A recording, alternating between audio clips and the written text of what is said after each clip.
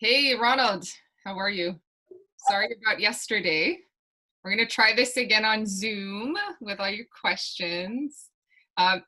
Just by way of introduction, this is Ronald Sanchez, who's a contemporary artist based out of Miami, Florida, and also the director of the Laundromat Art Space, which is a 100% artist-run collective.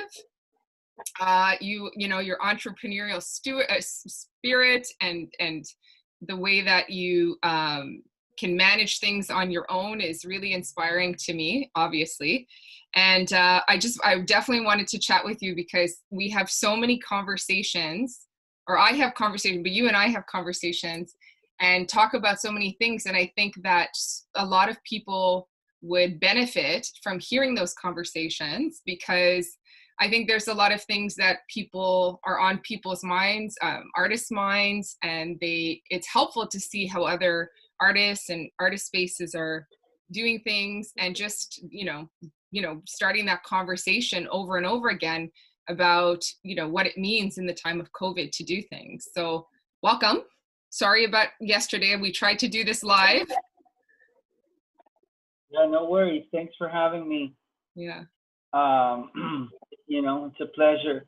Let me know if you have any questions that I can answer to my best ability, Yeah, I wanted to talk, like, we have had conversations about, the art space and working during this time. In Florida, I know it's a little bit different. The numbers of COVID, also, the levels of I guess, reopening and what you can do. So obviously that factors in, and we hope that very soon the United States, including Florida and everywhere, starts to come out of the pandemic to a stage where, things, numbers start to go down, and everybody can get back to work, and, reduction of loss of lives goes without saying. But so how have you been managing in COVID? No, I think I think we've been doing well, considering the fact that we're still afloat. Obviously a lot of small businesses have been hurt, with the whole COVID and stuff. And for us, we're 100% artist run, so we're actually in the process of becoming a nonprofit to facilitate grants and money flow to come in. That way we have a budget. Yeah, that'll be great. But as far as COVID, really, I think visiting the studios for the public, right now we're closed to the public, but our visitors, we're not really taking in any people right now to come into the space because of the virus and stuff. And I think our exhibitions have been impacted right now. Yeah. We're actually, we haven't had any shows since February. February 22nd, I believe, was our last exhibition. Yeah. And since then, we really haven't had any. But we're actually in the process of opening a show this Saturday. Actually, it's going to be on view by appointment. Okay. We're not really having an opening per se, but it's going to be by appointment, and you can go into our website, laundromatartspace.com, and we're going to have a form where you can fill out and the time that you want to come in and stuff like that. It's something that I've seen some of the galleries down here do that, and I've read on articles too of other galleries in Chicago and LA that are doing similar things like that, instead of having an opening where you have numerous people. Even if you wear a mask, some people still don't feel safe. And I think that if you show up to an exhibition where it's just you and maybe your friend, and you could really experience it by yourself and get to, like, really, I was gonna say, it's good for the COVID prevention and keeping everybody safe and healthy, but I think it's also a unique way of seeing the art, right? Like, not having the hustle and bustle and the, it's exciting to have an opening, but it's a new way of looking at the work, right? Having that time with. Yeah, definitely. Yeah. Well, awesome. Yeah, I went to the Rebel Museum last weekend, and I went with my girlfriend, and we were both wearing masks, and there weren't that many people, but it was just different, and if we did see people, we try to like stay far away. But I really enjoyed it because it's kind of like going to the store really early in the morning and there's not a lot of people. Yeah. The Rubel Museum here is actually renovated. They moved to a new location, and the times that you would try to go, it was packed. There's so many people all the time. So it's nice. like I said, like if you go in the morning, I don't know what that's like. You're a morning person. I know you're a morning person. I'm not. I'm not the person to go first thing in the morning, but I can imagine what it's like. But so for your artists, have you? That's the feel that I think. Yeah. So have you had to stagger the artists, or they can come into their space whenever they want, or how is that working with the artist? Oh wow! Well, let me tell you, it's been an experience. I actually have a one of the artists that I have right now. She's actually a high risk person, susceptible to COVID. She's had 2 lung surgeries. Oh no! So it's very time with other artists. We have 10 studio spaces, and the spaces are separated. We have walls that are 10 feet high. Yeah. Once you get into your studio, I think it's fine. I don't want to tell anybody not to be scared, or I don't want to fearmonger anyone either at the same time. So, I'm not a doctor. I'm not a biologist. We're all adults. We're taking the right precautions, to not get sick. But it's, in that sense, I think it's challenging. Yeah, I was gonna say that I think one of the I'm maybe making an assumption, but I think one of the things about having an artist-run space is that you're more of a community, right? Like you have that sense of wanting each other to be well.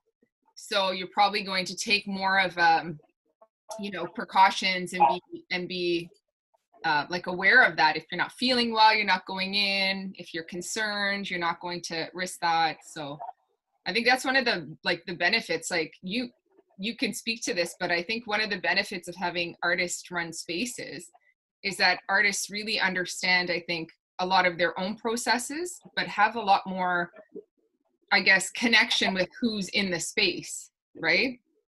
And that can, help, I think, with a lot of those issues. Yeah. Yeah.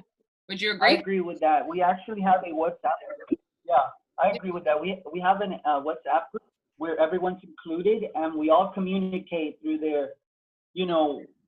Obviously, we don't have staff, so the space itself,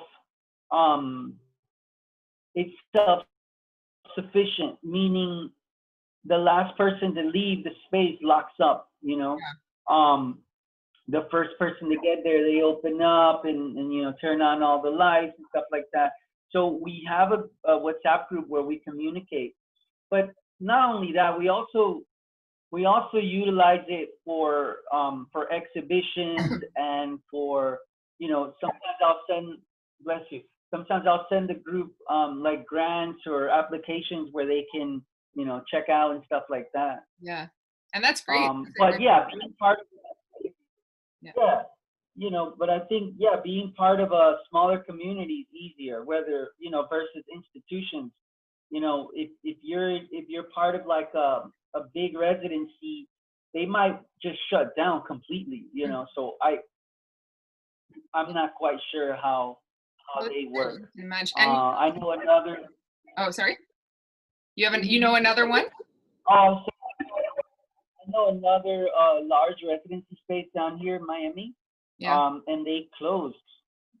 they completely closed their studios. Yeah.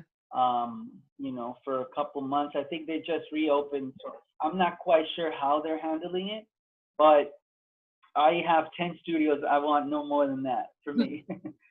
Well, it's a lot to handle. Yeah, I was going to say that there's a lot of studios in Toronto that were bigger, and I mean, sometimes it was landlord issues, and sometimes it was other things. But sometimes when the numbers got too high, it was just too much to manage, right? To get all the different artists at different times, and you know, so I think that there's been a lot of closures, and maybe people looking at, you know, connecting with like-minded individuals in smaller groups, right? Like not even just to collaborate, but just to form a community, right? Absolutely. Yeah, it's good. I think this is as much as I can handle. I think a little bit more than this, and I would need a staff. Yeah. You know, I do everything myself, but it's quite the challenge. But I enjoy the process. You know. Yeah. So we were talking, so I saw this meme, and so when I was there for Art Basel with you and we went to some art fairs, you know, you have your perspective on art fairs for sure, but it was interesting because I saw this meme with SpongeBob SquarePants, and he was holding a paper. I don't know if you saw this, and it said, "The art fairs will be back in 2021 better than ever."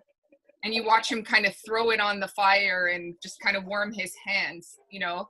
And I got to thinking that, yeah, with everything that's happened with COVID, so much has changed in the art world, in terms of the contemporary art world, that I'm wondering what will be the status of like the art fairs, the big, you know, kind of shows, and what your thoughts were on that.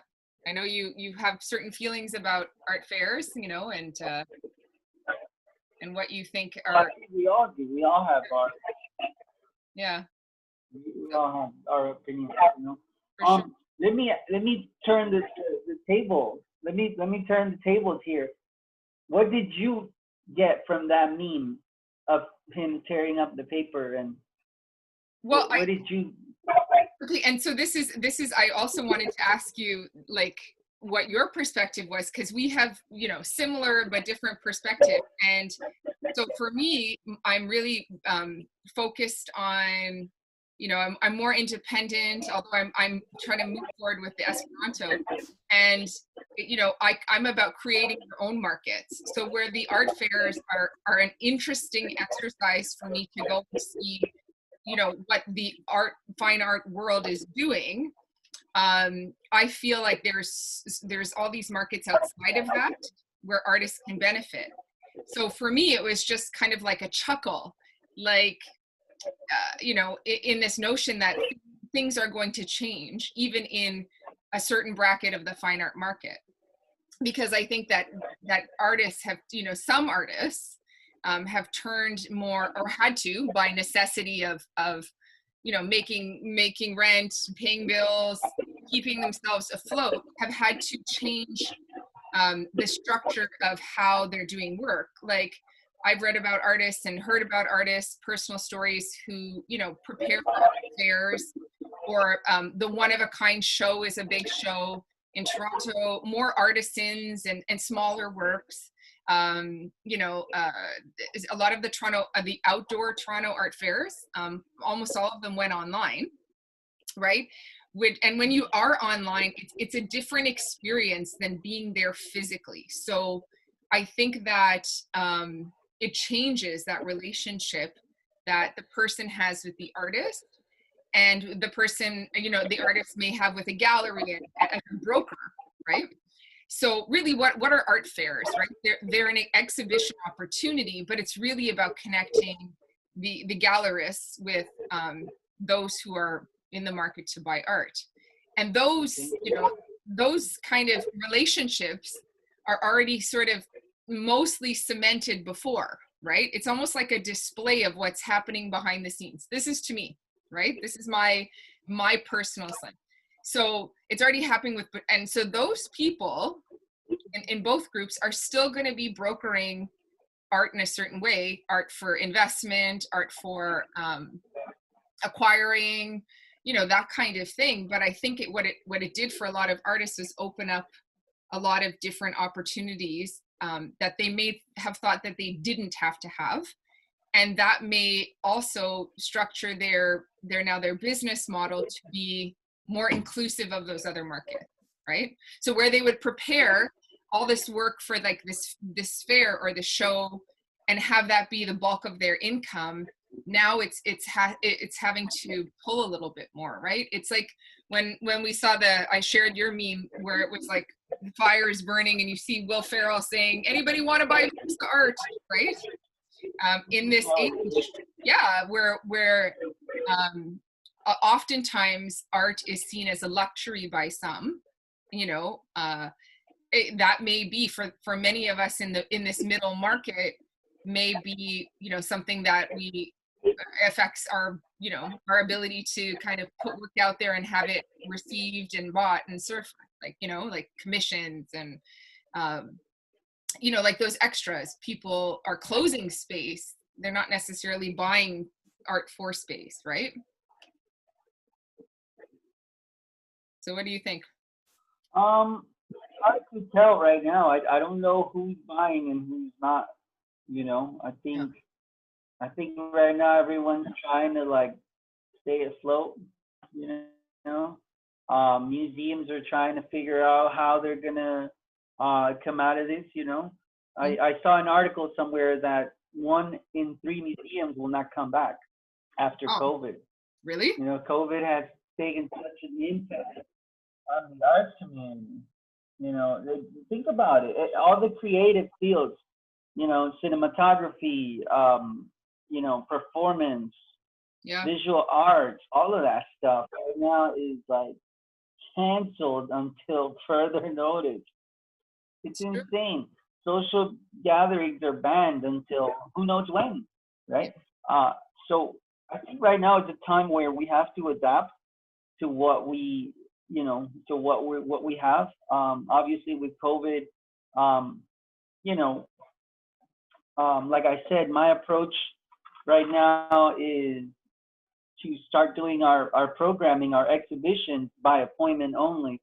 Mm-hmm. That way we still have something going, mm-hmm. you know. But and also, you know, guys, your space is so important. Like having people come into your space is part of the experience, right? So you want to continue that, not just move to the virtual, right?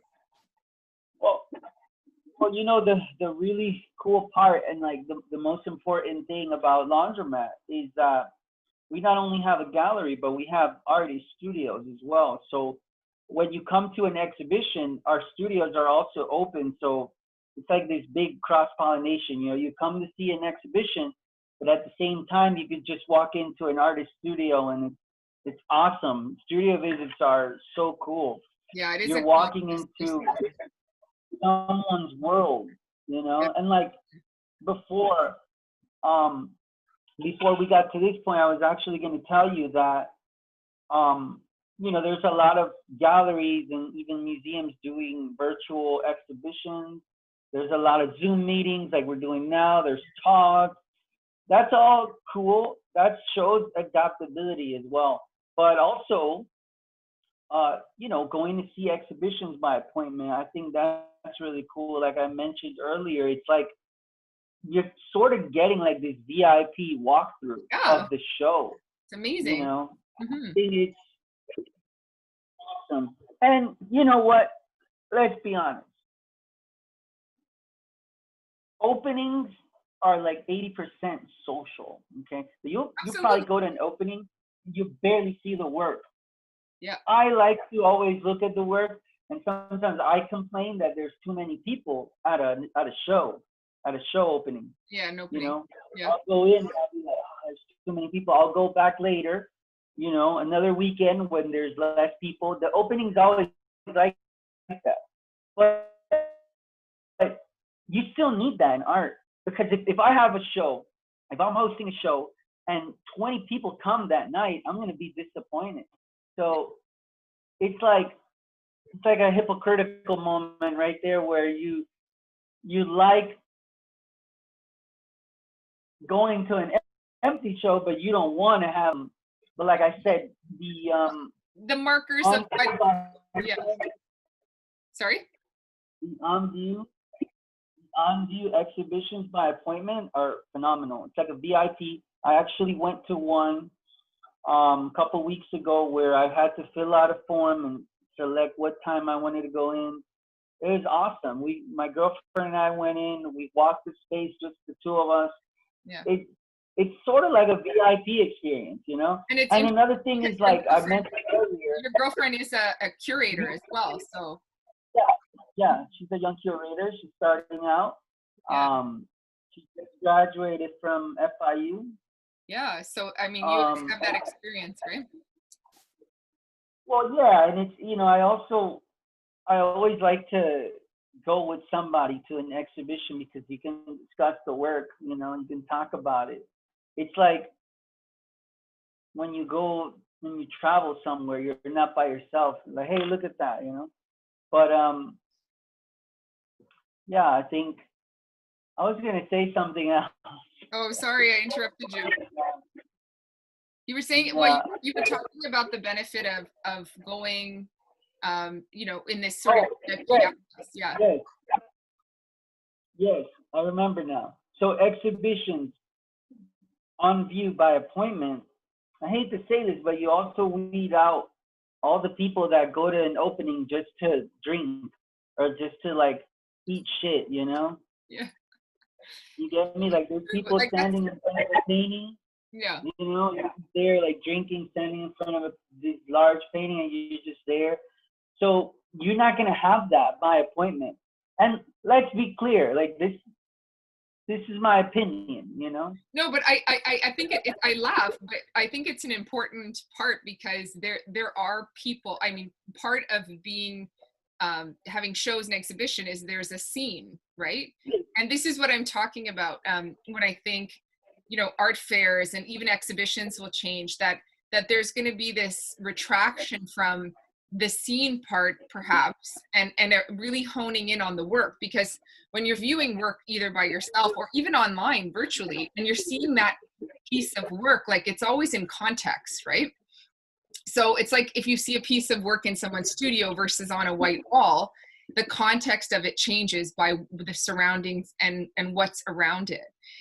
If you're going to that opening and there's, you know, thousands of other people, you're right, you're not taking in the work the same way, you're not having the same experience, and I think once we hone in on that concentration part, I think we're going to really like it.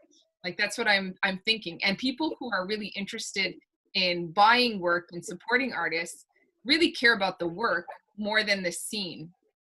And I think that those people will start to, you know, like by supply and demand, kind of demand more of these interactive opportunities to have the work. Like there was a gallery in New York, I can't remember the name of it, but this is how, you know, pre-COVID, like in the 80s, started in this small space with only doing by appointment only. And sometimes when they, you know, mount a show, you know, they would also have this, people would request the space to do performances, practice performances, or musicians to jam or to film in it. And it was this feeling of like connection to the work because they could see it on their own, right? So I think that's going to shift for us, the way we see art. If, you know, if 1/3 of the museums are not going to make it, if X amount of the galleries are not going to make it, there's not going to be a reduction of artists, right? They're just, artists are creative. They're going to find new ways of showing the work. Yeah, I mean, think about restaurants, right? Restaurants here in the U.S., mostly, I can't speak for every state, but here in Florida, they just allowed people to start dining in. So before, I think they started last week, if I'm not mistaken, they just started allowing people to dine in. So before that, they were surviving by doing takeout, doing delivery, Uber Eats, all that stuff. Right now, mind you, restaurants are on their knees. Not just to point out restaurants, but just using them as an example. Yeah, right? Definitely. So these these small businesses, they have a revenue of some sort. Are they making profit? I don't know, but at least they're getting some sort of revenue to stay afloat, right? Now, nonprofits, artist-run spaces that don't have budgets or grants or any kind of funding, we're suffering. We're on our knees, right? Yeah. And we, like I said, it's difficult right now. But at Laundromat, we're self-funded, so the artists pay their studios, and with the studios that they pay, we're able to pay our rent for the premises. And I have a good relationship with the landlord. We're always talking about how we can take this to the next level. And yeah, I mean, I think it's key. It's key to have a good relationship with your landlord, to be clear and have the same mindset. You and I have talked about how in the past landlords are fishy and like they'll kick you out. They won't even sign any. Yep. I don't want to say long-term lease, but they won't even give you 3 years. They'll just be like, hey, look, let's go month to month. Like, that's scary. I wouldn't do that with the magnitude that I'm in right now. With the artists that I have. These artists, they sign up. It would be so anxiety provoking to go month to month with 10 other artists with COVID happening, and it's COVID right now, but this is just showing us how at any point in time it could be something, right? And you're right, you have to look at those things. Like, having that good relationship is really important, I think. And even patronage, like I know another friend and I were talking about having people become this resurgence of Patreon is one. It's a website where artists and creatives can get through a tiered level, get different patrons to support their work, and then them giving them specialized content. And I would offer that we should do that for our spaces too, because the space itself is so important. Like, it's really important to have spaces that are specific for creative endeavors. Production, a friend and I were talking today, having production spaces to make work, having exhibition spaces to show work, that is curated. And I know you've curated some shows that are curated by the people who inhabit those spaces, and thereby controlling or having a say in the work and the way the work is perceived. But also, like, when you have those spaces and you create those spaces for a community, it really has a beneficial effect, right? So seeing work, whether it's visual art or performing art or conceptual art, has this ability to help us concentrate, right? Have us position things in new lights, have us being able to recognize new things, right, in our environment, right? If you see a sculpture, sometimes it looks boring as shit, and you're like, what is this? But you realize that it's like mimicking the natural environment, and it's making you see that natural environment in that public space in a different way. And I think that's what's so important about like having the artist run spaces, but also just like supporting artist run spaces and supporting that, whether through the the landlord or through patrons or people showing up for exhibits, contributing in some ways, because it really has a benefit to them, even if they don't work at the space or come into the space. Like, if those start disappearing, like these museums, even they're larger organizations, but if their museums start disappearing, that's where I would say probably the majority of people who see art see it at a museum. Would you agree? Like the average person, right? I would agree with that. Yeah. I would agree with that. I think. Yeah, the average, sure. Like not art. They would see it in a museum. Yeah, I mean, can you imagine like a family say, "Hey, let's go to a museum." Like, they may not be so big into art, but they'll be thinking like, "Hey, yeah, we're in a new city. We're traveling. We're tourists. Let's go to a museum." So yeah, I agree with that. I think majority of the art is seen at museums. Yeah, I'd agree with that for sure. And I think but the artist run, space could be more accessible to the person in the neighborhood. Like your neighborhood, we're in Little Haiti there. I mean, there's gentrification, but it's growing, right? I think, yeah, and I think that one of the problems with artist-run spaces with the sustainability is that this is a business, you know, and yes. we have to run this like a business. Yeah. Because this is what we are. Yes, we have the artistic passion and like, hey, we want to do good shows, we want to do this, but it's true. At the end of the day, it's a business. Me, myself, and my landlord, we're business partners. Right. First, then we might be friends, you know. Right. But before that, we're business partners more than anything, right? So I think, you know, and think of, if you think about this, artist-run spaces or galleries or just artists are that get rent in a what do you call it? In a I don't want to say in an area that's prone to gentrification, right? Right. You might find cheap rent there. Not knowingly, you're a catalyst to that. You're bringing that. So once you get like this cool art space, other art galleries or art venues or even artists, like bars or artists, and it becomes like this cool area, and then all of a sudden it gets gentrified, you know.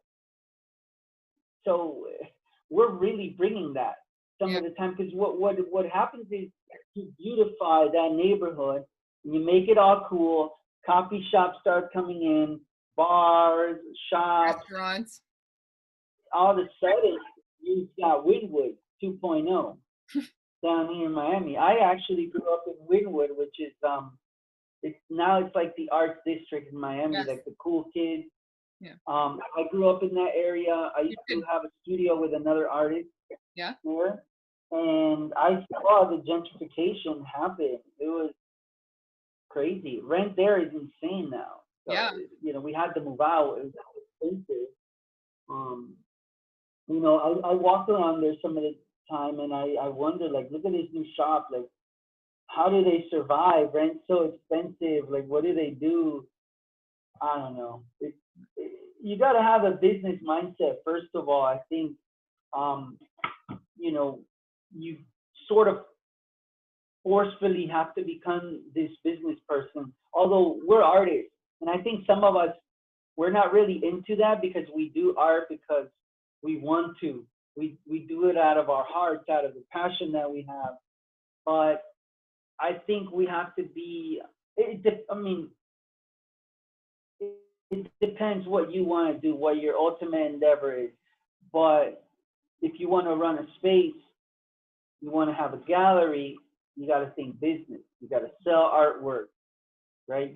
If you're not a commercial gallery, if you're trying to go the nonprofit way, right? You want to begin that process. You want to build partnerships, and you know, work with different entities that are similar to you. I think that's something that I've actually experimented with. You know, I've worked with sometimes it's intimidating to go after like the bigger spaces and the museums and stuff like that. We've been fortunate to actually work with the Perez Art Museum. Oh, okay. We did visits with them, and they sent out an email blast, and they were like, "Hey, studio visits at Laundromat, you know, such and such date, whatever." And it was great. And then after that, people were reaching out to me, and they were like, "Hey, how'd you guys do that with Pam? Like, that's so cool, you know?" So people are watching, and we can't lie. Art is pretentious. Who you work with, who you mess around with, you know, you gotta be like that to be taken serious, you know. Well, let's go the partnerships, right? Obviously, you wanna. that's how you build the partnerships. And, you know, obviously, I'm not talking about like selling out and like trying to befriend all the cool kids and stuff like that. Obviously, there's always some integrity behind all of that, right? But it's like that. It's like art.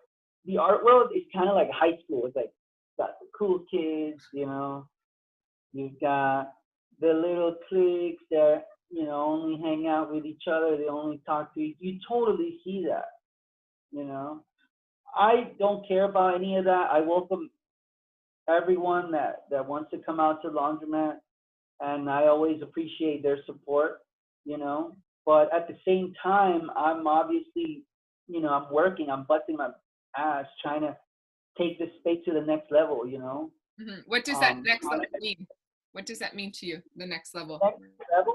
The next level to me, it means doing quality shows, raising the bar, the overall space to be more like refined, you know, the way we exhibit. You know, I actually went on a trip prior to COVID. I was going to ask you about that. Yeah. And my girlfriend and I went everywhere. We went to a bunch of smaller galleries in New York City, in Manhattan, and that was awesome. We went to some artist-run spaces, some smaller galleries, and then we went to like the Whitney, we went to Guggenheim, MoMA, TS1. It was awesome, but I still like the smaller galleries and the artist-run spaces because they're experimental. These spaces are springboards for people to, you know, the people that you see in the museum are like, it's like a comparison of like the Jay-Z's and the Beyoncé's, you know, like they're already there, you know. Artist-run spaces, you see people from the beginning. You see, like, you know, they're a lot more willing to take risks or risk-taking, you know. And yeah, it's cool. I love that, you know. I love to see. Personally, I find that exciting, like to see people taking risks. But that's me, and that's like my practice too. But I mean, it's nice to see masters and things that other people designate as great works of art. Some I agree with, some I don't. But at the same time, when you see someone taking a risk and really putting work out there that's different, I find that it's exciting to see. It's inspiring for me, right? There's that fuel and their passion, and then you can. I do also like the fact that with living artists, you can actually talk to them and find out what their processes are, and you know why they're doing something, or even if the fact that they don't understand why that they're doing something is by proxy interesting and contextual as well, right? Like, so I love that with living artists who feel comfortable in a space talking about their art, I get so much more of their work than I do sometimes in a certain gallery or an art fair or a museum, right? Absolutely. Look, my favorite place to visit is an artist's studio. You get in there and you're literally entering their world, their brain. Yeah. Right? So you get to see their process and you know, you get to see the early stages of the work, and it's just really cool. I love that. And at Laundromat, we offer that. We have 10 studios. And like I said, when we have exhibitions, we open up the studios. It's amazing. You get to see the exhibition, you get to see the shows, the studios, I mean, you get to talk to the artists. It's interesting. Sometimes people are afraid to go in your studio, but then they get the hang of it. So you know what, when I walked through Laundromat, that was my favorite part of you know, peeking into everybody's studio. When you showed me everybody's studio, it's almost like, you know, they like a vignette, you know, they left it in a way, whether they, you know, most of them were super tidy, but you could see at the stage that the work was at, and maybe you saw some of their other work and where they were going, and seeing it as part of the process and understanding it. Like it was really, you feel connected to like the space and the work, and then even just the work you do yourself, which could be very different, but it's almost like you're part of this community, right? And it allows you to feel like you're connected to it, even if you're not doing that exact work, or you're not in a show with them, or you'll never meet them in person, right? Seeing inside somebody's studio, you're right, it's like seeing inside their brain, but also it's like seeing inside their soul or their heart, right? And I think that's like what connects us to art, right? So what would your studio say about you? What would your studio say about you? Well, right now, if you went to my studio, you'd see a lot of tools that I recently purchased, because I've been really into woodworking right now. Oh yeah? Woodworking is like my newfound love. So Wow. I've got all these new tools that I've been. I made these pedestals, and I was quite happy with how they came out. Yeah. So that may be a variation. Making artwork, I haven't really been making any artwork. I'm a little jaded. Right now I feel that it's more my responsibility to take care of the initiative of Laundromat versus creating artwork. I see. I'm not too inspired right now to focus on my own craft, but I love running the space. It's like it's meant to be, you know? Yeah, that's awesome. All right, do you think it's harder in COVID, or was this happening before COVID that you were feeling like you want to focus on the space, and what do you think it's? It definitely, you know, I think in a way it's good that we took a break from shows. Not necessarily saying we took a break. We were forced to take a break because of the virus. Yeah. But at the same time, you know, I think it's a good thing, because now we come back fresh. We have a show opening up next Saturday. Yeah. What's it and called? Then we're doing it's called Saturation. Okay. We have a Canadian artist. Oh, do you? Nice. Yeah. Yeah. She shows in a lot of fairs too. So. Yeah. Great. You might have seen the work. Yeah. But yeah, it's gonna be a cool show. And then in November, we have another exhibition with FIU with their MFA program. Wonderful. The Florida International. Yeah, so we have a small affiliation with them. They do a show once a year in our space. Great. And I love that. I think it's a good idea, because, you know, you're basically taking your students to, I don't want to say a remote, but to an environment where it's run by artists, you know? Yeah. And it's just completely different. Yeah. You know, it's like of art school. Yeah. It's like a good world experience, right? Like real life almost experience. Yeah. Yeah, that's awesome. Yeah. So. Okay. Yeah. So anything else you want to say on this is your piece here in my bedroom. I know. I'm honored. Yeah. So you know, yeah, I love it. I love it. Well, but you know, I'm a big fan of your work anyway. Thank you. Did you hang the other one? I haven't yet, because I haven't the found other piece. I need that I need the shelf. The other ones at IKEA are too long. We might have to... Yeah, make one for. I might get it made. Yeah. Tell me, you know what? Actually, tell me what the width is, and I'll get one made, and then I'll paint it black. And the width? Yeah. Yeah. You gotta go check. Sure. You gotta go check it, because I can get it. I can get one made like that, but. So.